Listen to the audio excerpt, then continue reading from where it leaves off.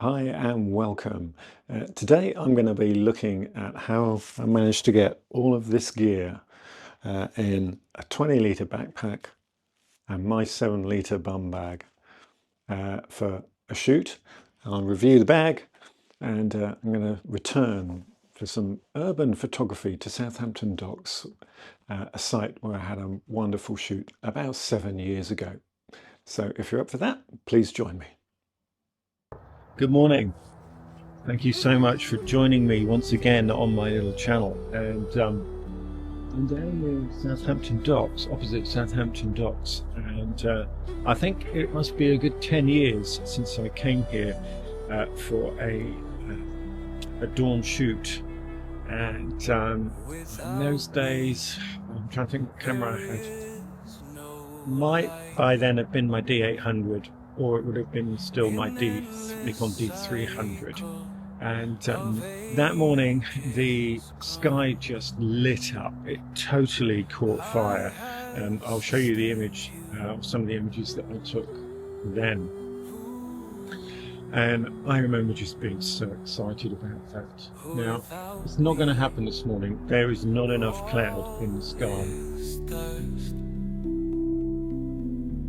Through fire and fury of molten rock, to the solid emptiness of quiet stone. Come down here because today I'm just experimenting a bit. I have on my back here,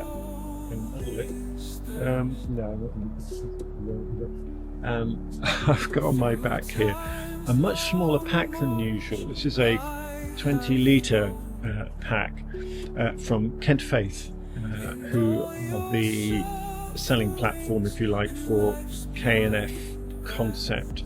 And I've done some other equipment review stuff for them before. And today I'm just having a look at one of their backpacks, one of their camera bags, and I thought it'd be interesting to see how much gear between my bum bag that I'm using and this backpack I could actually comfortably haul around with me on a shoot today. And because this is more of an urban bag, really, I thought I'll choose to start with at least a relatively urban location, which is what this is. Now, I would use this kind of bag when I want to be a bit more discreet about what I'm carrying. I do have a Shimoda bag. I think it's either the 30 or the 40-litre version. I can't remember now. But anyway, it's a lot bigger than this one, a lot bigger. And you don't want to be wandering through town or little parks along the riverside or quayside with a huge, great camera bag, advertising, in a sense, the value of exactly what it is that you've got on your back. And it all just looks a bit pretentious, doesn't it? So this morning I've got this pack with me instead, and we're going to try it out. And yeah. Now, this first scene that I'm looking at here, I'm under a tree. So I'm framing this shot so that these branches are in the upper part of it, and I'm also trying to avoid these awful, huge, great pylons, electricity pylons that are just outside of frame there. And but I did take a very, very similar picture with this very tree, as I say, about 10 years or so ago.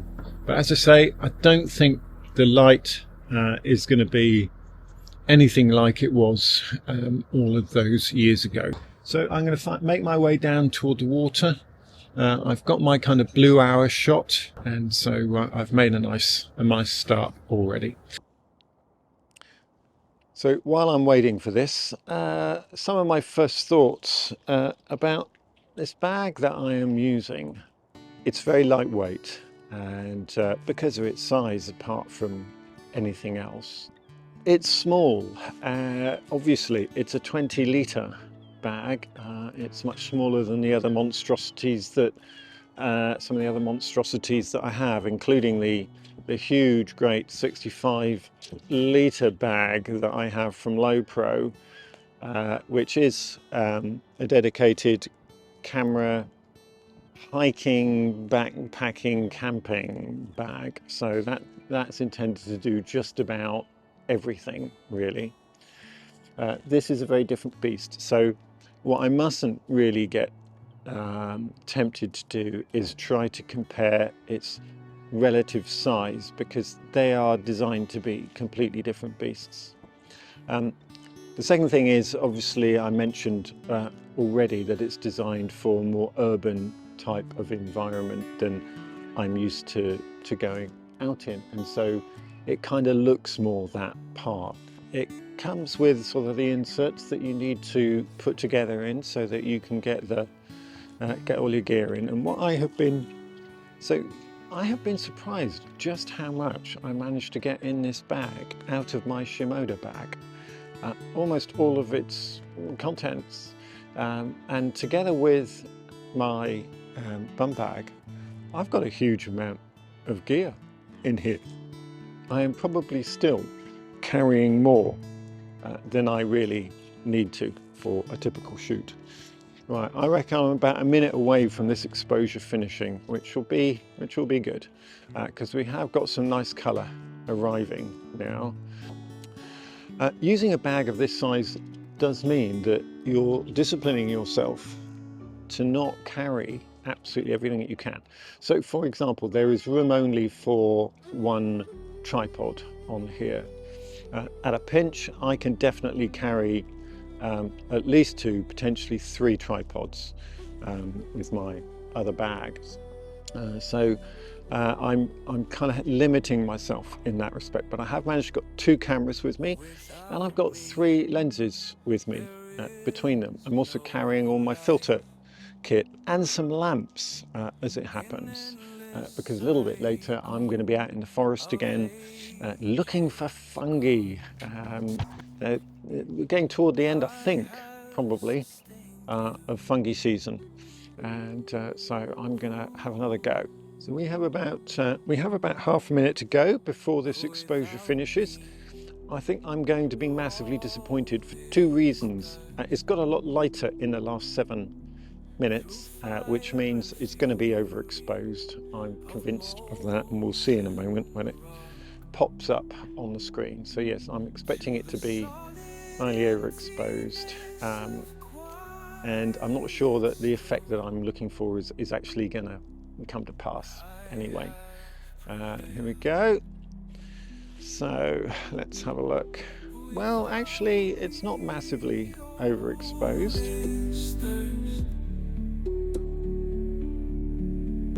Through time's long march, I have flown.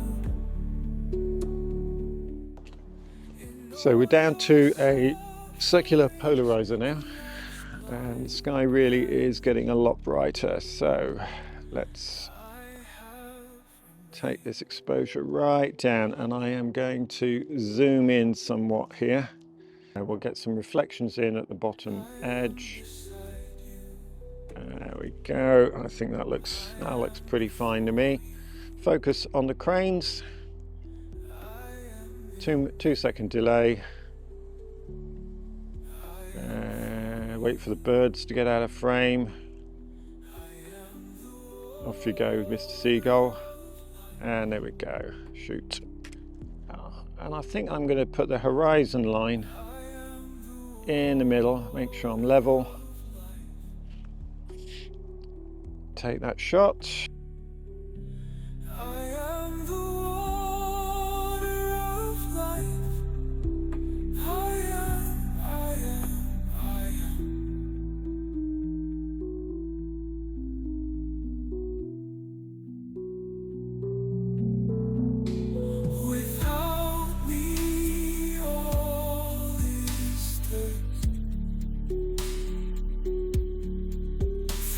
Time's long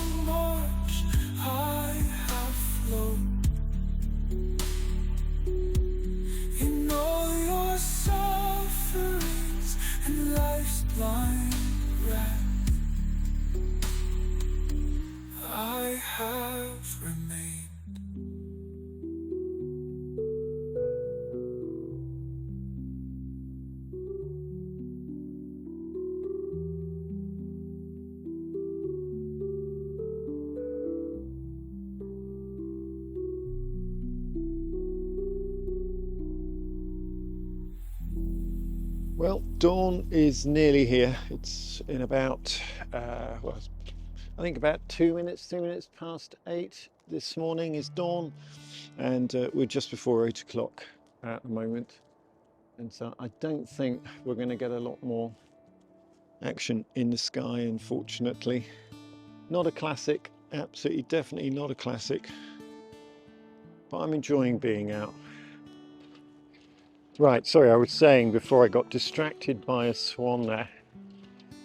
It's been one of those locations that I have been very reticent to come back to. And this is because there are times where you go to a location and you get the shot that you had dreamed of there. And there's nothing that you can do subsequently that is going to match up to it. And you just know that unless something really exceptional happens, you're just not going to do as well. You're just not going to get as good a shot. And so that was certainly the case here. The morning that the sky lit up the way that it did, I was just like a little boy on Christmas Day who's just been given his dream presents, and I just couldn't believe it. And so in some ways this morning feels therefore kind of disappointing because that hasn't happened again, and I knew that that would be the case, and that's why I guess I haven't been back here. Well, I think my work here is pretty much done. We've got enough light actually now for me to be able probably to show you this camera bag, and so I might go and find a bench to sit it on and show you a bit. Okay, so we have a pocket here basically for the tripod to slot into. It's not going to fit a really full-size tripod here. I mean, I have put my tripod in there, but it does stick quite a long way out the top, and then a strap here to hold it in place. Now, there is no corresponding slot or tripod holder on this side, and that's because in this position you have the side access for your camera, and so which is quite handy. I do quite like the feature that you can kind of sling the bag around you while it's still on one shoulder and take the camera out. There's a useful pocket on the front with a zip and a flap, and in this I've got things like I've got a lamp in there, and I've got my remote shutter release in there.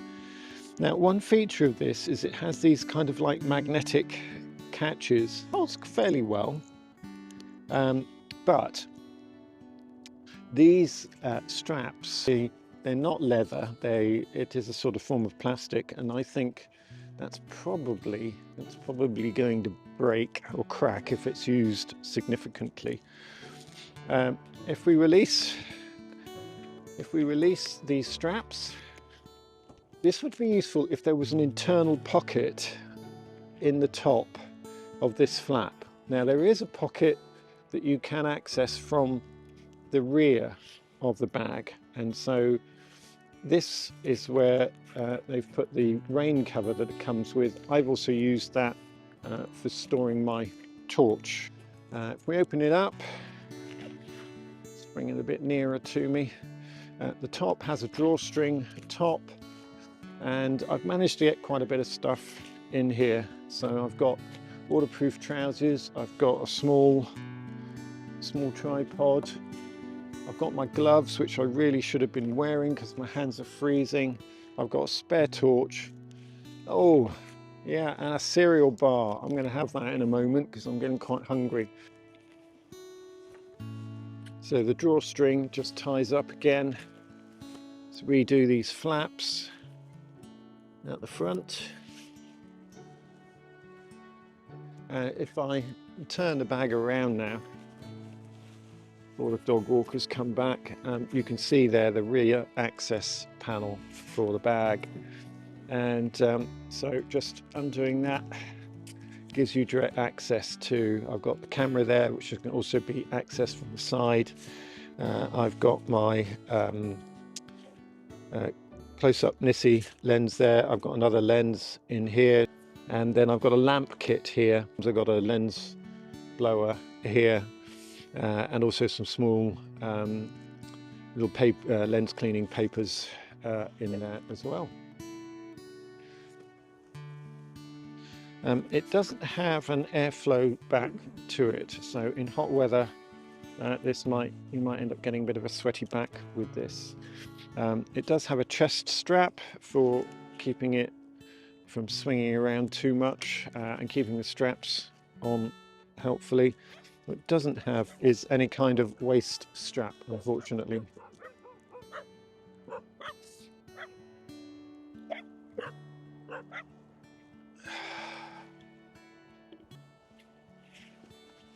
I was rudely interrupted by a bunch of dogs there. Sorry if you're a dog owner, but I'm not a dog fan, and I don't know what it is about dog owners that think it's okay for a bunch of dogs to run up to you and just start barking and there be no discipline at all. Not a fan of that. Okay, so in the back panel here, we've got a spot here for perhaps spare batteries, and memory cards, that kind of stuff. We get straps for just making sure that lenses and loose things stay where they are put.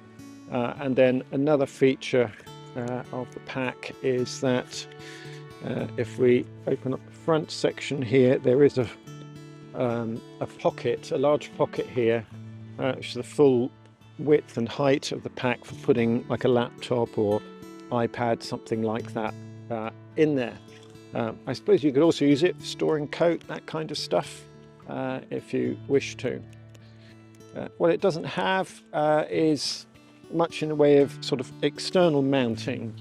You know, it's a balancing act, isn't it? Because this is a, you know, it's a 20-litre pack. There are always going to be some compromises in terms of its use, and that's fine.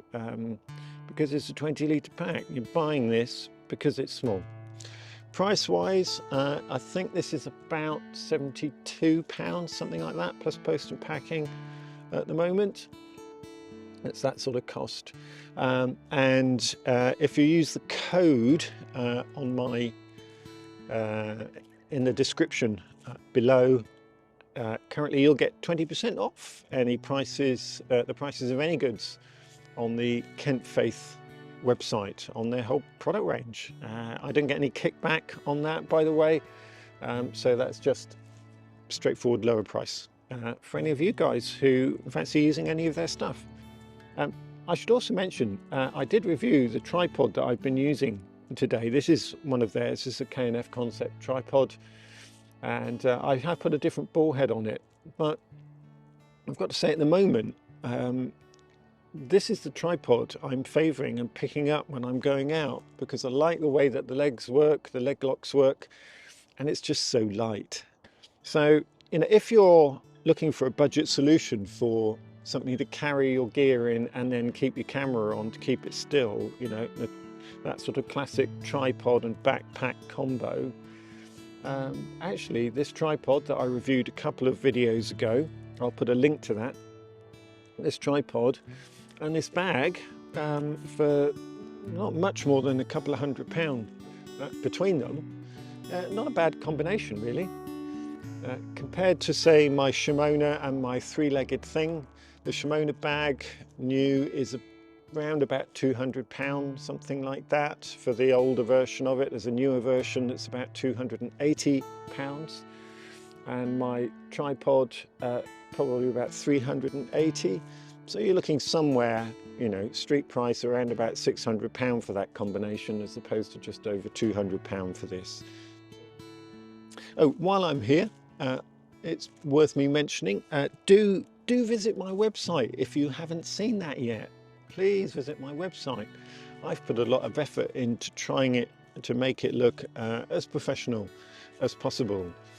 There's some really great galleries of some of my, what I would like to think is some of my best work on there, and you can also buy my 2025 calendar on there should you wish to, and also fine art prints of many of my images that I feel are print worthy. So do go and take a look at that. It's www.nigelbaileyphotography.co.uk. Thank you very much for joining me, and I'll see you again next time.